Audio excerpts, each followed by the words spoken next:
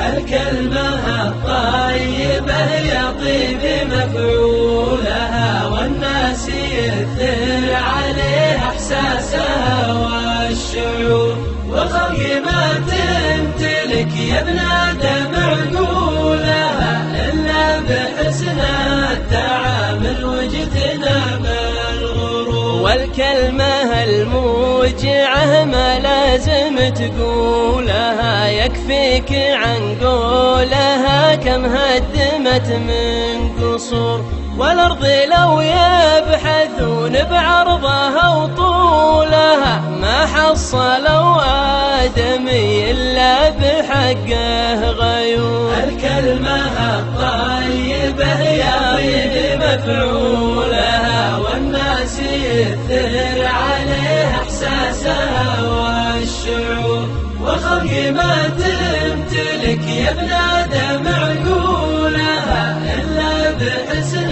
التعامل واجتناب الغرور. وأحلامنا كلها لو نقدر نطولها ما كان شفت ابن آدم لابن آدم صبور، وإن كان راحتك تبغيها على وصولها خلك صدوق ومع من صدقك لا تبور. الكلمة الطيبة يطيب مفعولها، والناس يثر عليه إحساسها والشعور، والخلق ما تمتلك يا ابن آدم عقولها إلا بحسن التعامل واجتناب الغرور. واللي تبي القرب منك اقترب حولها، لا تبتعد عن محب القرب ما انت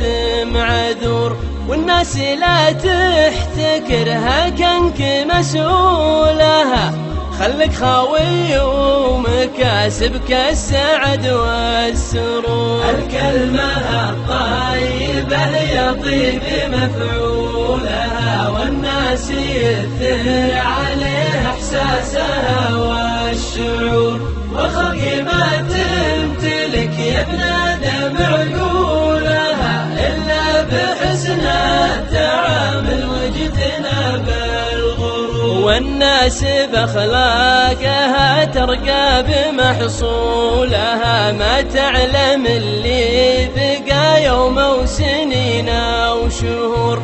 الكلمة الطيبة يطيب مفعولها، والناس يثر عليها إحساسها والشعور. الكلمة الطيبة يطيب مفعولها، والناس يثر عليها إحساسها والشعور، والخلق ما تمتلك يا ابن آدم عقولها